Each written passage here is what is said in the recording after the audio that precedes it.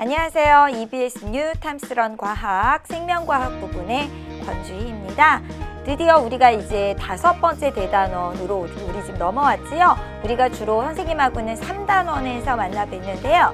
자, 이제 우리 5단원부터는요. 조금 이제 과학이 인류에게 좀 이제 생활의 편리를 조금 이렇게 크게 향상시켰던 그러한 조금 이제 기술적인 영향 부분을 초점으로 해서 다루게 되겠습니다. 자, 그 중단원으로는 첫 번째가요. 우리 인류의 생활에서 우리가 빼놓을 수 없는 게 바로 먹는 겁니다. 바로 이 식량 자원에 우리 이 생명과학이 어떤 방식으로 영향을 미쳤는가 그 부분에 대해서 조금 이제 다뤄보도록 하겠는데요. 자, 요 식량 자원 부분에서 오늘은 첫 번째로 공부를 하실 거고요. 2시간에 걸쳐서 이제 우리가 공부를 하겠습니다. 그러면 오늘은 주로 식량 자원 이 중단원에서 어떤 내용을 좀 다뤄볼 것인가 오늘 공부할 내용 좀 정리하시고 시작을 해 보겠습니다.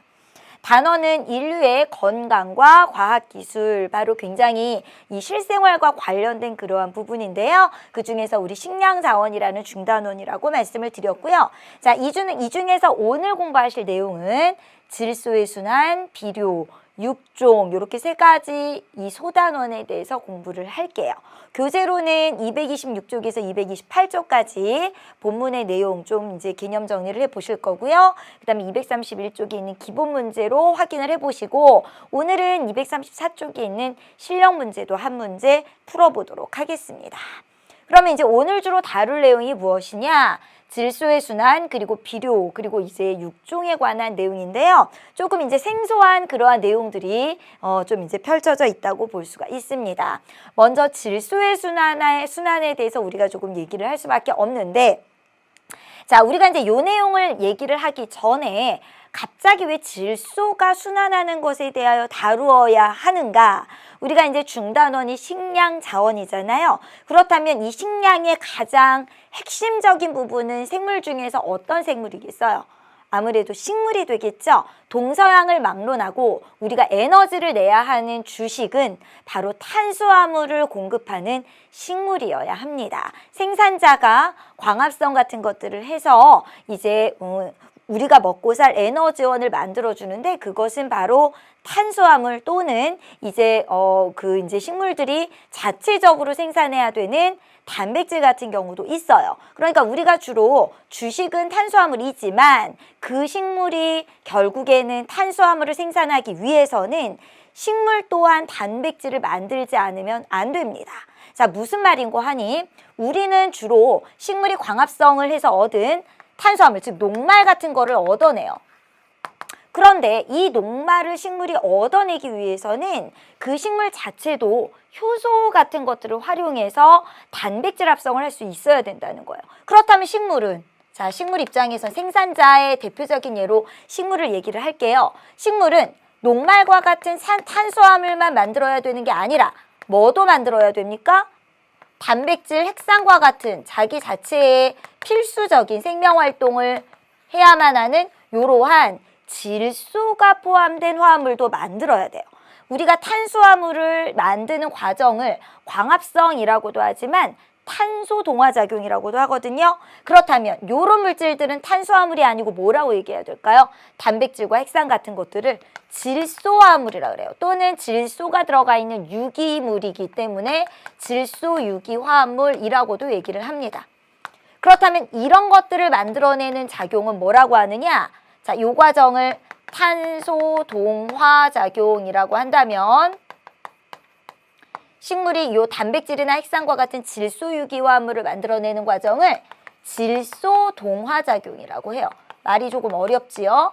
자, 지금 우리가 공부해야 될 것은 이 질소가 식물이 이용하기 위하여 뭔가 활용을 할 수 있는 형태로 공급이 되어야 하는데 그 과정이 전체적인 생태계에서 보면 질소가 순환하면서 형태만 조금 이렇게 달리하는 그러한 과정이 된다는 겁니다.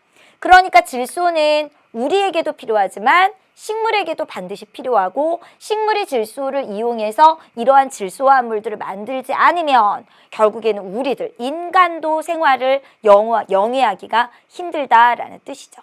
그래서 이제 우리는 조금 포인트를 요 질소를 식물이 활용하기까지의 과정에 대해서 좀 살펴보는데 그 과정이 질소가 전체적으로 순환하는 형태로 이루어진다. 이제 이 얘기입니다. 그죠?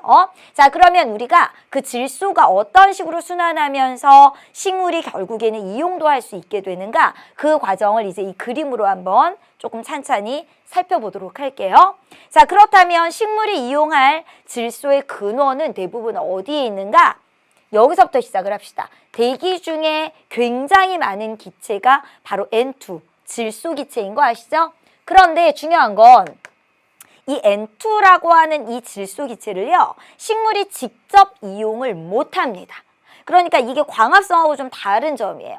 식물이 질소를 이용하여 질소 화합물을 만들기 위해서는 이 질소를 다른 형태로 좀 바꿔줘야 돼요.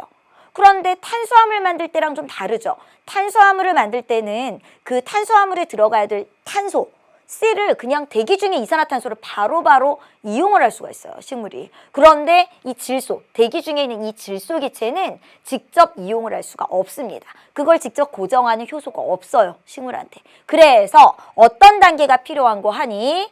대기 중에 있는 이 질소 기체를 식물이 뭔가 흡수할 수 있는 형태로 바꿔주는 질소 고정이라고 하는 단계가 반드시 필요합니다.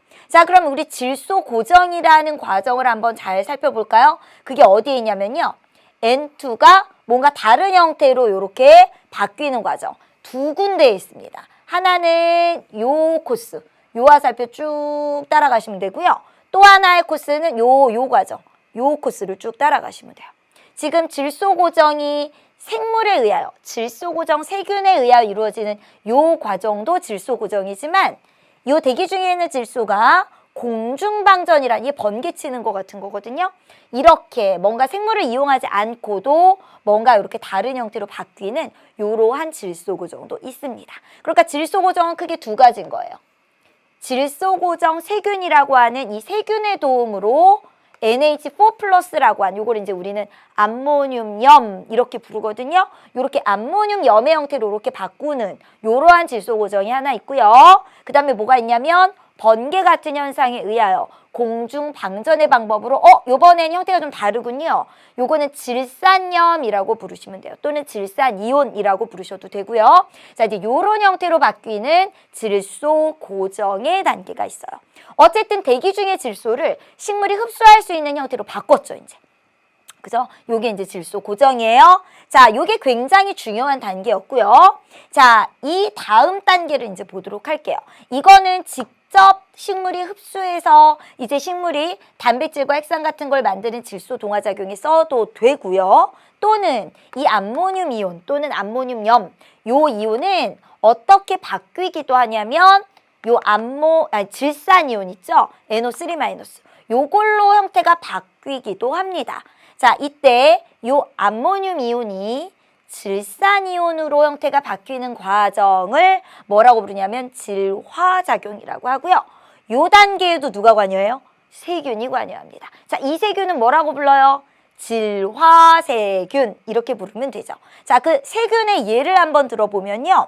요렇게 질소를 대기 중에 있는 질소 기체를 암모늄 이온으로 바꿔주는 질소 고정 세균의 예는 뿌리혹 박테리아라고 하는 굉장히 유명한 세균이 있어요. 뿌리혹 박테리아는요, 이름을 보면 대충 이 박테리아의 삶을 알 수가 있어요. 식물의 뿌리 부분에 혹처럼 이렇게 같이 모여서 사는 거예요. 이 박테리아가, 이 세균이요. 박테리아는 세균이라는 뜻이죠. 그래서 이제 어떻게 하냐면 질소를 고정해줘서 식물한테 주고요. 대신 이 뿌리혹 박테리아는 이 식물로부터 탄수화물을 얻기도 하고 그 다음에 이 뿌리라고 하는 좋은 서식처를 얻어서 살아가기도 합니다. 서로 이렇게 윈윈하는 너무나 좋은 공생관계로 살아가는 그러한 세균이에요. 자, 요건 이제 질소 고정 세균의 예를 말씀드렸고요. 요 질화세균의 예, 즉 암모늄 이온을 질산 이온으로 바꿔주는 요 세균, 질화세균에는요. 그러니까 이제 질화세균의 예로는요, 질산균이라는 세균이 있어요. 아질산균, 질산균, 이제 요런 이제 세균인데 이름 편하시죠? 요게 질산이온이니까 질산균, 요게 이제 질화세균의 대표적인 예다. 이렇게 보시면 됩니다. 자, 지금 이제 질소 고정했고요. 그 다음에 질화작용이라는 거 했어요. 자, 그러면 이제 이 생산자, 식물은요, 이 암모늄 이온을 직접 이용하든가 아니면 이 질화작용을 거쳐서 또는 공중방전으로 고정된 질산이온을 흡수해요. 어떻게 흡수하죠? 뿌리털로 흡수하면 되는 거죠. 이런 것들이 이제 다 물에 녹아서 존재할 수 있으니까요. 뿌리털로 쭉 흡수를 하면 드디어 이 식물이 이 질소를 이용하여 단백질이나 핵산 같은 것들을 만들어냅니다. 자, 이러한 과정을 뭐라고 부르냐면 질소 동화작용이라고 불러요. 그럼 질소 동화작용도 세균이 하는 건가요? 아니죠. 요거는 식물이 자체적으로 하는 그러한 활동에 속합니다. 자, 그러면 이제 질소 동화작용에 의하여 단백질과 핵산이 드디어 만들어졌어요. 그럼 우리 여기서 끝나지 말고요. 이게 지금 순환이잖아요. 최종적으로 다시 대기 중의 질소로 돌아가는 과정까지 한번 가볼게요. 자, 이 식물은 이제 질소 동화작용으로 단백질이나 핵산을 만들었어요. 그러면 그 단백질을 이 식물이 온전히 다 쓸까요? 아니죠. 이 식물을 초식동물이 먹기도 합니다. 그죠? 그러면 이 소비자로 단백질도 넘어가게 되는 거죠. 그죠? 자, 그 다음 초식동물이 먹었으면 그걸 다시 이 초식동물을 먹는 또 상위 단계 2차 소비자한테 또 흘러갈 수도 있겠죠. 그죠? 즉 먹이 사슬에 의하여 이 질소 동화작용에 의하여 만들어진 질소 화합물 또는 질소 유기화합물, 단백질 같은 거요. 그게 이동을 하게 되고요. 그 형태로 이동을 하다가 결국에는 다시 어떻게 되냐면 분해자, 여기 지금 버섯이 있는데요. 버섯이나 곰팡이 같은 또는 이제 세균류도 해당이 됩니다. 그러한 분해자에 의하여 그런 것들이 분해가 되면 다시 뭐가 되냐면 이런 암모늄 이온이 또 돼요. 그러면 결국 최종적으로 처음에 이 질소 기체 형태로 되돌아가려면 어떻게 하면 되냐면요.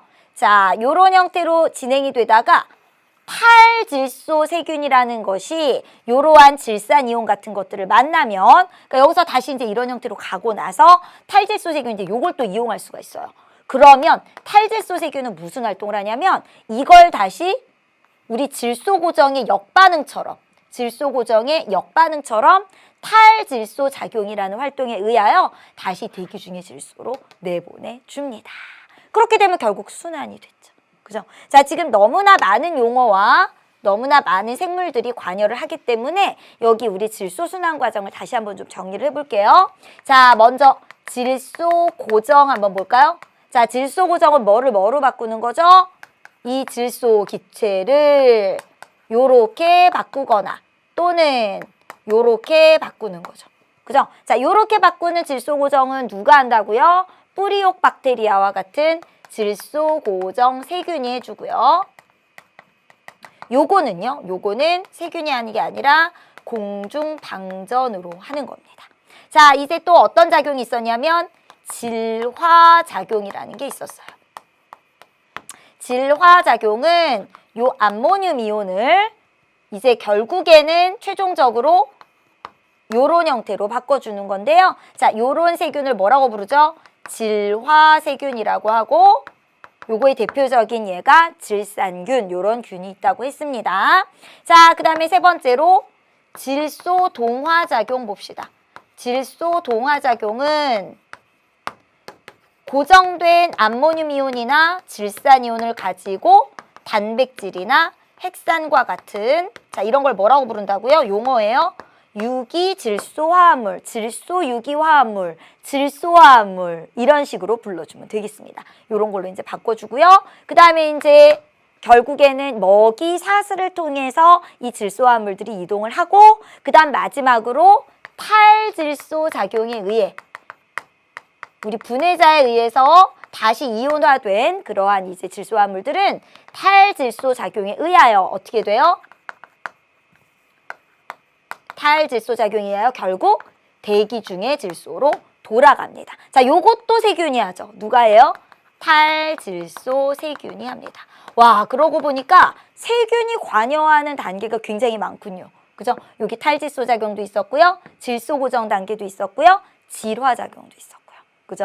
요 질소 동화작용은 세균이 하는 게 아니라는 점 요것도 아울러 정리해 두시기 바라겠습니다. 자, 그러면 이제 우리가 여기까지가 이제 이 대기 중에 있던 질소를 식물이 이용하면서 질소가 순환하는 과정을 보았는데요.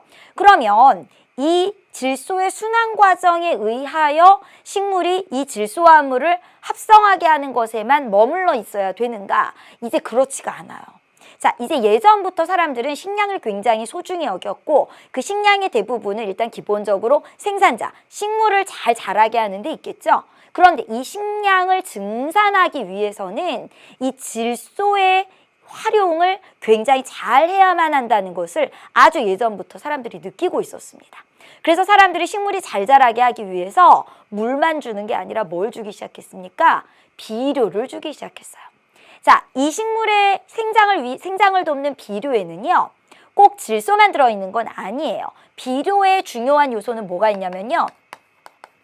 일단 질소는 당연히 들어있고요. 그 다음에 비료에 들어가야 될 아주 필수적인, 즉 식물 생장이 너무나 필요하지만 부족해지기 쉬운 그러한 물질을 우리가 보통 비료에다가 담는데 그 성분이 뭐냐면 인, 그리고 칼륨 이런 것들이 있습니다.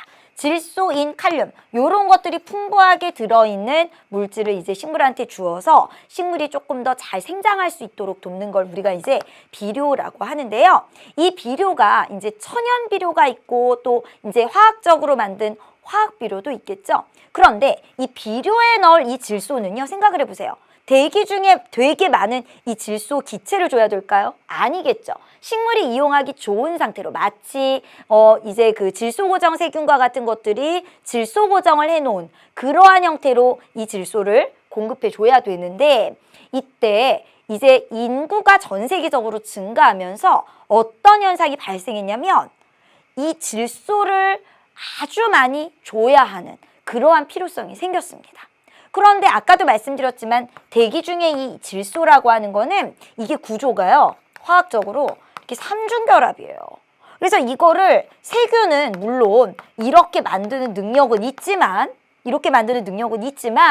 세균에게만 맡겨두기에는 인구 증가로 인하여 이 식량을 증산시킬 때 필요한 이 질소화합물의 양이 너무 많아진 거예요. 그래서 이거를 어떻게 하면 공업적으로 할 수 있을까? 사람들이 많이 연구를 하게 되었습니다. 그러다가 이제 요 단계를 공업적으로 아주 충분히 아주 대량 생산을 하게 되는 방법이 개발되면서 사실은 천연 비료 대신 화학 비료의 이 어떤 생산이 많아지게 된 것이죠. 자, 요 과정을 연구했던 과학자가 있었으니 그게 바로 누구냐면 하버와 보슈라고 하는 사람들이에요. 요 사람들이 결국에 해낸 건 뭐냐면요. 이 질소를 수소와 반응을 시켜서 암모니아를 만들게 되는 거죠. 이제 암모니아를 녹이면 이제 요런 암모늄 이온이 돼서 이제 식물이 이용을 할 수 있게 되는 거잖아요. 자, 바로 그 과정을 우리 함께 살펴보도록 하겠습니다. 하버와 보슈가 이 비료에 들어갈 이 암모니아를 결국에는 이 대기 중에 너무나 풍부한 이 질소, 요거를 어떻게 잘 활용하면 암모니아를 풍부하게 만들 수 있지 않을까 열심히 연구를 했대요. 자, 그랬을 때 일단 암모니아의 두 가지 성분이 바로 그저 삼중결합으로 연결된 이 질소를 끊어주는 것과 그 다음에 뭐가 필요하죠? 수소가 필요하죠. 그죠? 자, 이 각각을 어떤 방식으로 얻어냈냐면요. 일단 수소를 얻기 위해서 어떻게 했냐? 물을 전기분해해서 얻었어요. 이거는 뭐 아주 그렇게 대단한 거라고 보기는 힘듭니다. 자, 그 다음에 요 질소를 끊는 질소기체 이 삼중결합을 끊는 방법, 요게 이제 바로 이 하버보슈의 암모니아 합성법의 핵심 단계인데요. 그걸 어떻게 했냐면 공기 중의 질소를 고온 고압 상태에서 반응을 시키고요. 그렇게 해서 암모니아를 합성하는 과정에서 이 고온 고압을 물론 아주 높은 온도, 아주 높은 압력을 하면 쉽게 끊어지겠죠. 근데 문제는 뭐냐면 이거를 쉽게 끊으려고 고온 고압 상태를 만드는 것 자체가 에너지가 많이 드는 거예요. 그래서 요거를 아주 적절한 온도와 압력에서 탁 끊어낼 수 있는 촉매를 활용하기 시작했어요.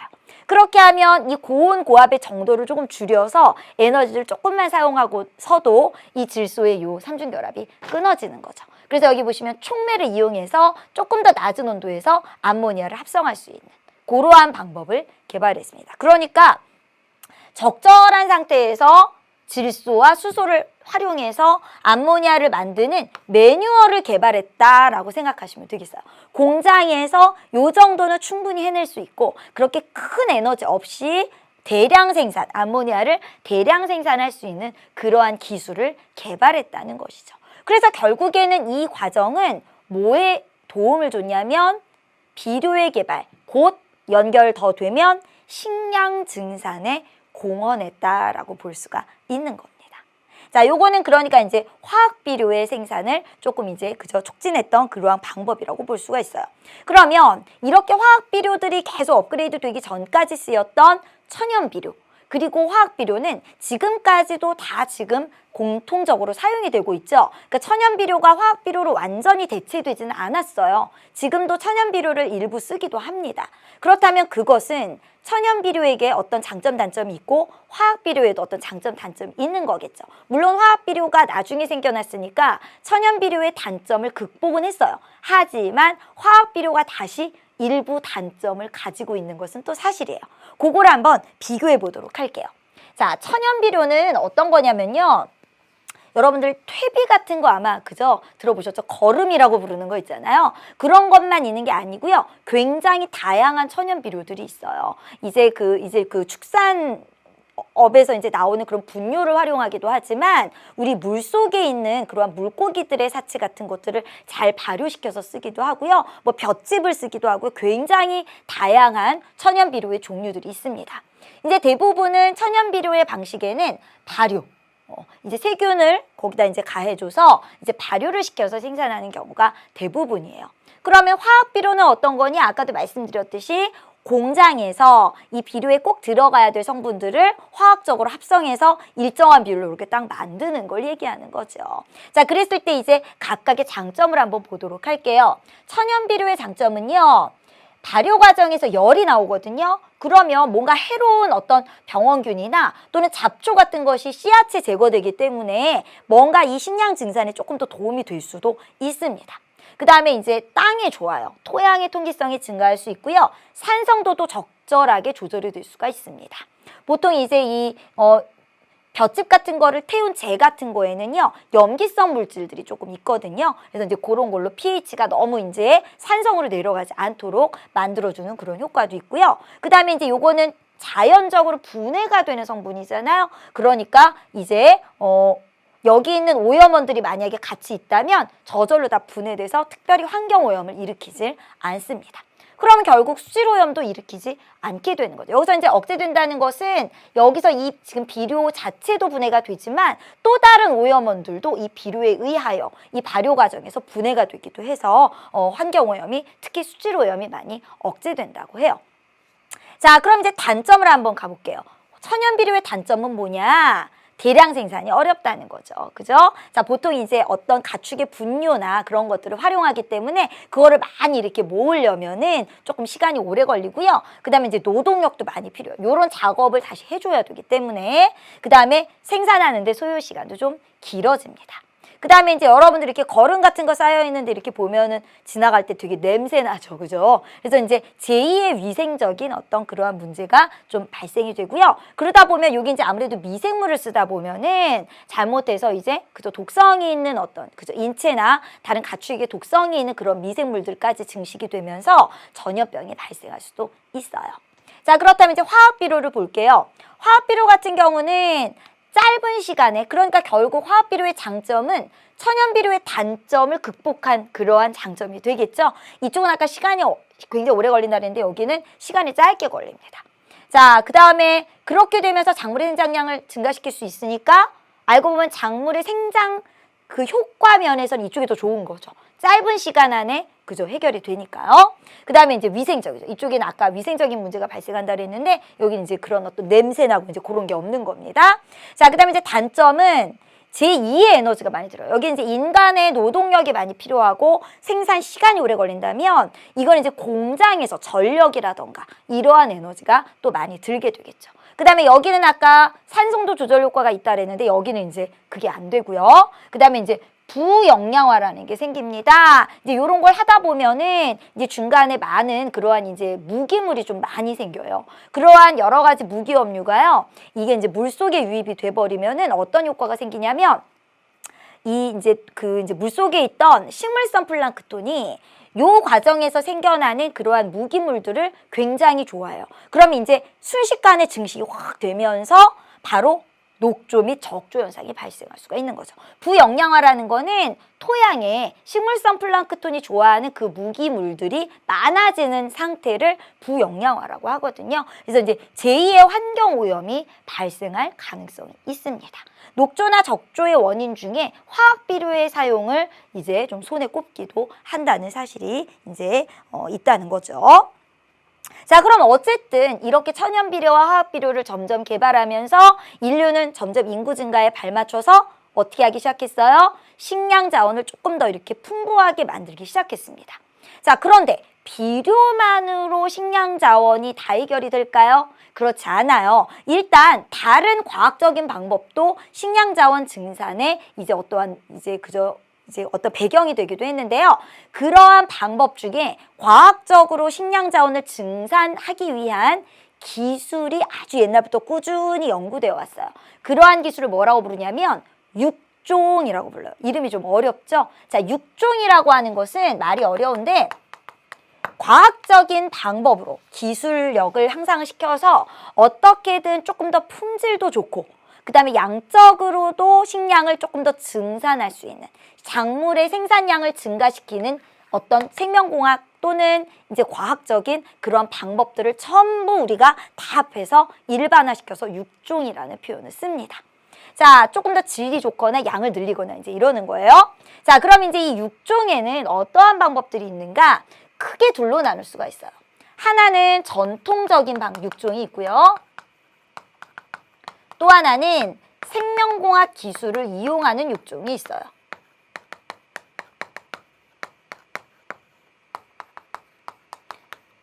자, 전통적 육종 같은 경우는요, 그러니까 이제 아주 초기의 육종 기술이었고, 지금도 쓰이고는 있는 그러한 방식입니다만, 어쨌든 전통적 육종이 이제 더 먼저, 좀 이제 개발된 방법인데, 전통적 육종에는 크게 다시 두 가지가 있습니다. 어떤 게 있냐면, 우리 분리 육종이라는 게 있는데요. 다른 말로는 선발 육종이라고도 하고요.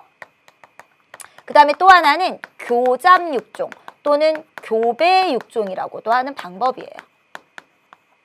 이 분리 육종 같은 경우는요, 이렇게 작물을 쭉 이것저것 쭉 재배를 하다가 우수한 거, 뭔가 요거는 괜찮은데 하는 것만 따로 분리해서 이것만 골라서 심는 거예요. 다음에 심을 때. 그러니까 이제 같은 종을 이제 씨앗을 뿌렸지만 그 중에서 조금 더 그래도 좀 나은, 즉 이제 여러 가지 변이가 존재하는데 그 중에서 우리가 이제 식량으로 사용하기에 좀 좋은 측면의 어떤 그러한 이제 작물이 있으면 그것만 따로 골라가지고 조금 더 많이 다음 해부터는 이제 그것만 골라서 선별해서 그렇게 이제 작물을 재배한다, 그런 이제 수준입니다. 그 다음에 이제 교잡 또는 교배 육종이라는 거는요, 뭔가 장점을 가진 개체들을 한번 이렇게 교배를 시켜보는 거예요. 잡종을 만들어 보는 거죠. 그랬을 때 이게 이제 잡종을 만든다 그래서 무조건 다 양쪽에 장점을 갖춘 그러한 개체가 나오는 건 아니지만 계속 이렇게 교배를 시키다 보면은 뭔가 이렇게 특별한 장점을 양쪽 거를 다 공유하는 생물이 나올 수도 있어요. 그럼 이제 그것만 따로 다시 분리해서 그야말로 이제 교잡을 시킨 다음 분리를 시키는 그러한 이제 육종 기술이 있습니다. 자, 이 교잡 육종의 방법을 우리 한번 자료로 살펴보도록 할게요. 자, 요게 이제 전통적 육종 방법 중에서 교잡 육종에 해당하는 예인데요. 자, 요게 이제 대표적으로 이제 이 예 중에서 통일벼라고 하는 거 생산 과정에 이제 어떤 그저 간단한 과정만을 여기다 이제 보여줬다고 생각하시면 돼요. 통일벼라고 하는 거는요, 이제 인디카종이라는 벼가 있고요, 자포니카종이라는 벼가 있어요. 그런데 이 자포니카종이라고 하는 것이 굉장히 병충해에 강하대요. 여기 보시면. 근데 이제 맛은 별로 없어요. 그래서 어떻게 하냐면 맛이 좋고 병이 약한 종하고 교배를 시켜보는 거예요. 그러다 보면은 어떤 애들이 나오냐면 다양한 잡종이 나오는데 이 중에 병이 강하면서 맛도 좋은 개체가 분명히 있다는 거죠. 그러면 그것만 다시 분리해서 선발해서 병에 강하고 맛 좋은 품종을 이렇게 쭉 계속해서 재배를 시키는 방법입니다. 이 통일벼라고 하는 것은요.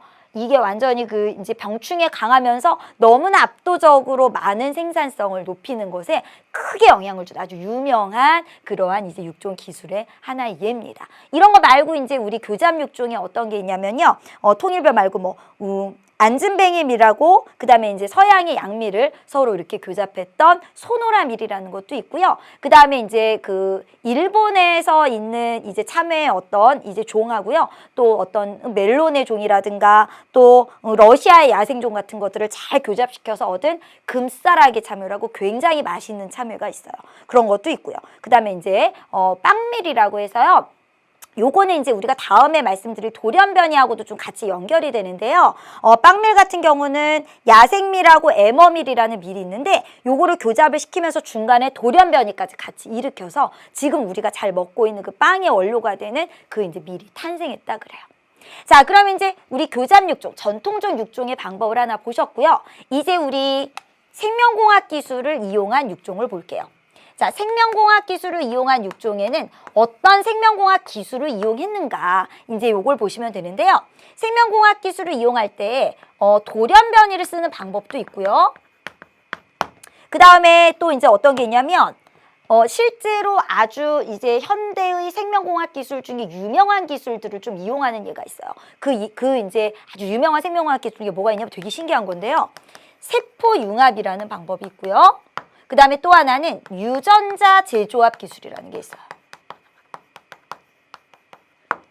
자, 이 돌연변이 같은 경우는요, 이제 인위적으로 DNA의 돌연변이를 일으키는 거예요. 예를 들면 어떻게 하면 돌연변이가 일어날 수 있을까요? 방사선, 자외선 이런 것들이 굉장히 DNA의 돌연변이를 잘 일으킬 수 있는 요인들이거든요. 그걸 일부러 한번 줘보는 거예요. 그렇게 주다 보면은 우연히 뭔가 굉장히 유리한 병충해에도 강하고 조금 더 잘 자라는 그러한 식물이 나올 수가 있거든요. 그래서 이제 그렇게 이용하는 경우가 있고요. 그다음 세포융합 같은 경우에는요. 실제로 우리 얘들이 있어요. 대표적인 예 한번 여러분들이 이름을 들어보면 느낌 오실 거예요. 포마토라고 들어보셨나요? 아예 종이 달라요. 뭐죠 이게? 감자랑 토마토를요. 세포 단계에서 융합을 시키는 거예요. 그렇게 해서 요 세포를 개체로 이렇게 배양을 시켜버리면 어떤 생물이 나오냐면 줄기에는 가지에 여기 위에는 토마토가 열리고 뿌리에 감자가 열리는 그러한 생물이 나온대요. 이런 거 되게 많아요. 무추, 뭐 같으세요? 무 플러스 배추. 그 다음에 가자. 뭘까요? 어딜 가요? 가지와 감자. 이런 것도 만들었어요. 요런 게 이제 세포융합을 활용한 그러한 이제 육종 기술이고요. 자, 이거보다 이제 정말 중요한 게 이제 요겁니다. 유전자 재조합 기술을 이용하는 육종이 지금은 대세예요. 지금 현재의 육종 기술의 대세예요. 자, 유전자 재조합 기술이라는 거는 그야말로 유전자 수준에서 생명공학 기술을 발휘하는 건데 뭐냐면 내가 원하는 유전자를 이 식물이 가졌으면 좋겠어요.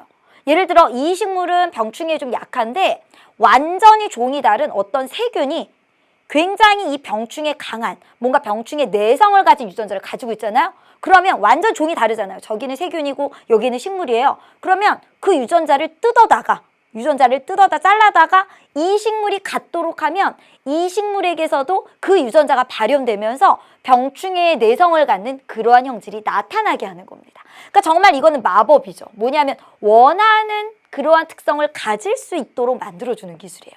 자, 어떻게 하는지 잘 상상이 안 가시죠? 자, 예를 한번 들어서 보도록 할게요. 과정을. 여러분들 교재에 있는 내용인데요. 자, 병이 약한데 맛이 좋아요. 결론적으로는 병에도 강하고 맛도 좋은 그러한 품종으로 만드는 건데 우리 아까 요 과정에서 교잡을 해서 만드는 경우 우리 아까 보셨죠? 통일벼 같은 경우는. 근데 요거 이제 유전자 재조합 기술을 하는 거예요. 어떻게 하냐면 지금 병에 강한 유전자를요. 누구한테서 얻어내냐면 완전히 종이 다른 브라시카라는 배추과 요 배추가 갖고 있는 유전자가 있어요. 배추하고 이 종은 완전히 다른 종이죠. 그 다음에 이 유전자를 어디에다 꽂아주냐면 요 플라스미드라고 하는 게 운반체인데 이거는 또 누가 갖는 거면 요거는 세균이 갖는 거예요. 여기다가 일부를 잘라내고 꽂아요. 우리가 원하는 유용한 유전자를. 그 다음에 어떻게 하냐면 요 새로 꽂아낸 지금 요것도 세균의 유전자거든요. DNA거든요. 지금 이 DNA를 재조합시켰죠. 이거를 이 식물의 세포에 들어가도록 하는 거예요. 그러면 어떻게 되냐면 이 식물이 요 유전자도 함께 갖게 되는 거죠. 요 지금 까만 점은요, 맛 좋게 하는 유전자예요. 자, 그 다음에 요 빨간 거는요, 병에 강하게 하는 원래 여기 있었던 그 유전자예요. 이제 이 유전자까지 갖게 되는데 그냥 가지고만 있는 게 아니라 발현이 되는 거죠. 여러분들 그 DNA에서 단백질 합성되면서 형질이 발현되는 과정 공부하셨죠? 전사 번역. 그게 이 식물체 내에서 일어나는 거예요. 여기 있는 요 지금 새로 들어간 유전자에 의하여. 그렇게 되면은 얼마든지 우리가 원하는 유전자를 꽂아줄 수가 있는 그러한 상태가 되겠죠. 그랬을 때 요렇게 유전자 재조합 기술에 의하여 새로운 형질을 가지게 된 또는 유전자가 변형됐잖아요. 그죠? 요러한 생물체를 뭐라고 부르냐면요. 유전자 변형 생물체라고 해서 GMO라고 아주 일반화시켜서 지금 부르고 있습니다. 이 GMO라고 하는 거는요. 꼭 이렇게 식물에만 있는 게 아니고요. 우리 축산 쪽에서도 있어요. GMO의 이제 식물 쪽, 이제 농작물에 의해는 어떤 게 있냐면 지금 얘기한 이런 것도 있고요. 그 다음에 이제 뭐 병충해에 강한 식물들이 이제 대부분 이제 농작물 중에서는 제일 많고요. 또는 여러분들 아마 뭐 그 무르지 않는 토마토 이런 거 들어보신 적 없어요? 토마토인데 토마토가 이렇게 시간이 지나가면 물러지잖아요. 그런데 그 이제 물러지는 것을 억제하는 유전자를 삽입해서 계속 탱탱한 그러한 토마토가 실제로 개발이 되었습니다. 또 황금쌀이라 그래서요. 요거 이제 쌀은 쌀인데 색깔이 노래요. 그래서 황금쌀이라고 하거든요. 왜 노랗냐면 이 쌀이 잘 이제 갖지 못하는 성분 중에서 베타카로틴이라는 게 있어요. 굉장히 중요한 그러한 이제 성분이거든요. 그거를 이제 함유하게 된 그러한 쌀입니다. 이런 것도 있고 그 다음에 이제 대부분은 뭐 해충, 제초제나 이제 이런 거에 저항성을 가진 그러한 식물들 많고요. 그 다음에 이제 축산 쪽에서는 어떤 게 있냐면 슈퍼 한우 이거 좋겠죠. 한우가 얼마나 고기 육질이 좋습니까? 근데 되게 커요. 그러면 그죠 소 한 마리에서 얻을 수 있는 이 그죠 좋은 그죠 고기를 훨씬 많이 얻을 수 있겠죠. 이런 것도 있고요. 그 다음에 돼지인데 혈우병 치료제를 생산하는 돼지예요.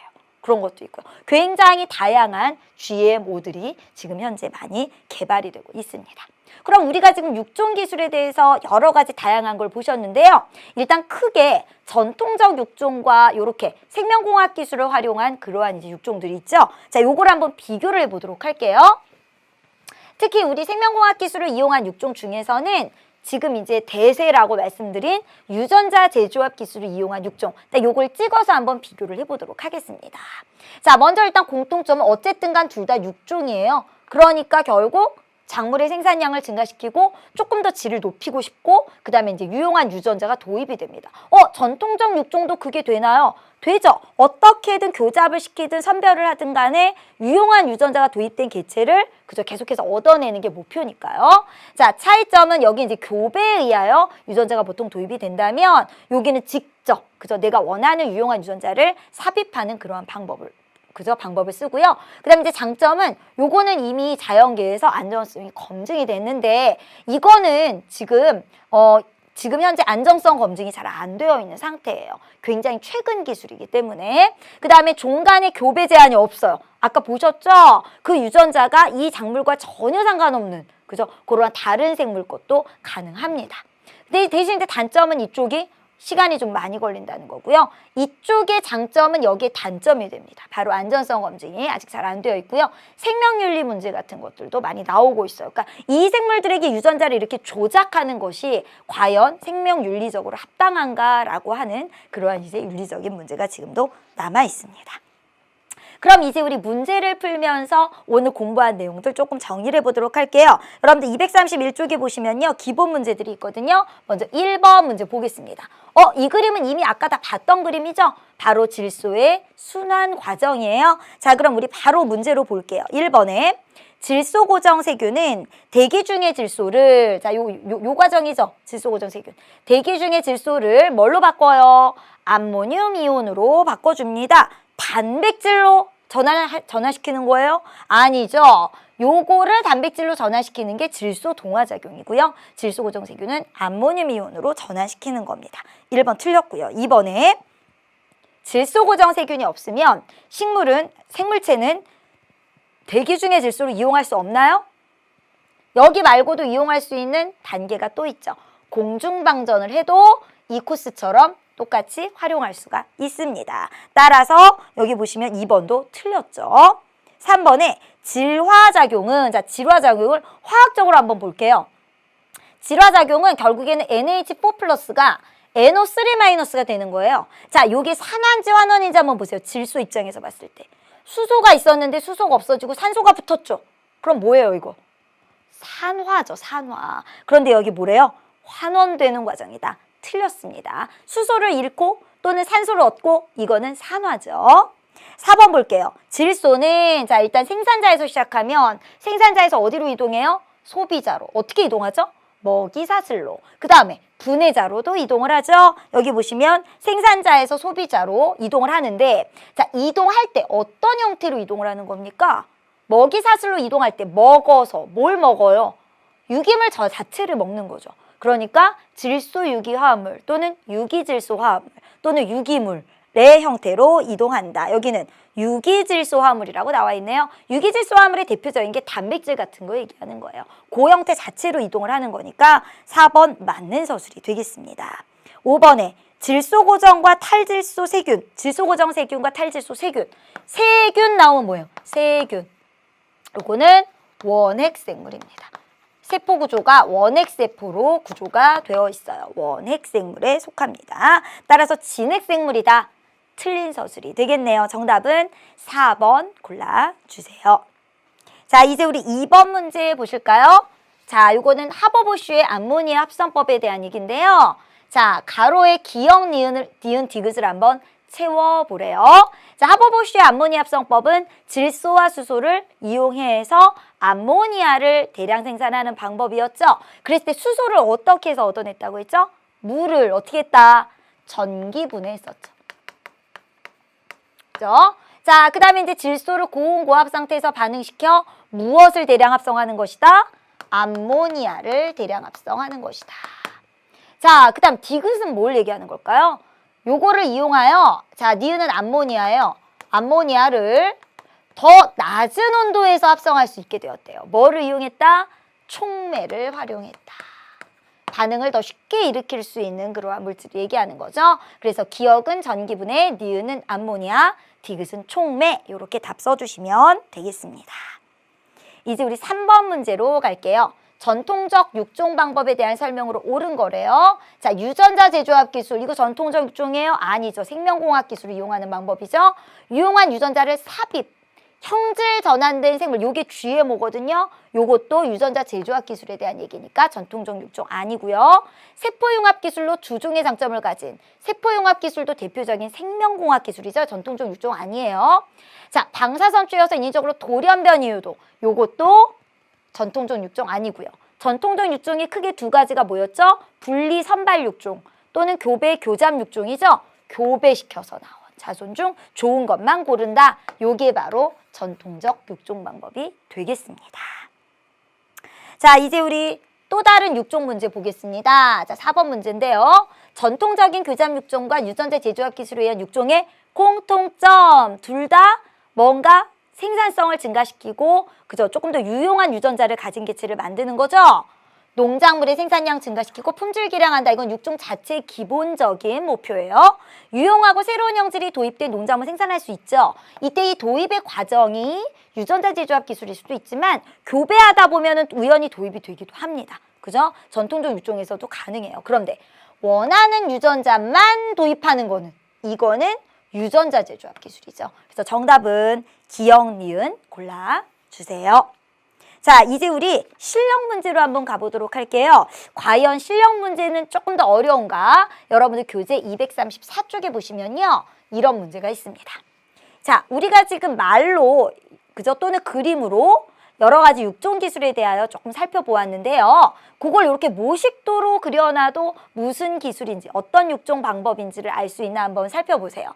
자, 둘 다 지금 문제에서 뭐라 그랬냐면 새로운 품종을 개발하는 두 가지 방법이래요. 즉 어떤 육종 방법이다 이 얘기거든요. 근데 가를 보니까 병충해 강하나 맛이 없는 벼와 병충해 약하나 맛이 좋은 벼를 교배했어요. 교배. 그 다음에 선별해서 결국 병충해 강하고 맛이 좋은 벼를 만들었어요. 여기도 처음에 병충해 약하나 맛이 좋은 벼가 있다가 병충해 강하고 맛이 좋은 벼를 만들었어요. 목표는 같아요. 그런데 여기는 교배했다 선별을 했고 여기는 어떻게 했어요? 병충해에 대한 저항성 유전자를 아예 대놓고 주입을 했어요. 특정 유전자를 주입. 이게 뭐죠? 유전자 재조합. 그다음에 요거는 대표적인 전통적 육종 중에서 특히 어디에 핵심이 있죠? 교배. 교잡 육종 또는 교배 육종이라고 얘기하면 되겠죠. 그러면 문제 보겠습니다. 옳은 것만 골라보세요. 기억에. 자, 통일벼는 대표적인 뭐라 그랬죠? 교배 육종, 교잡 육종이라고 했죠. 그런데 나의 방법을 이용했다 그랬으니까 기억은 틀렸습니다. 니은에 원하는 특정 유전자만 도입된 생물체를 얻기 위해서는 어떻게 하는 게 좋죠? 원하는 특정 유전자만 도입된 거를 딱 얻으려면 이게 낫겠죠. 유전자 재조합 기술. 그죠?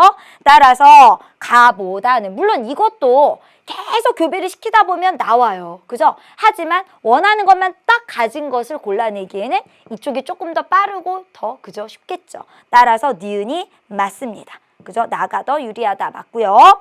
디귿에 가와 나는 결국에는 다 육종이니까 목표가 뭐예요? 식량 자원의 질과 생산량을 향상시키기 위한 육종 방법이다. 결국에는 디귿이 가장 포인트가 되겠습니다. 정답은요. 4번 느드 골라주세요.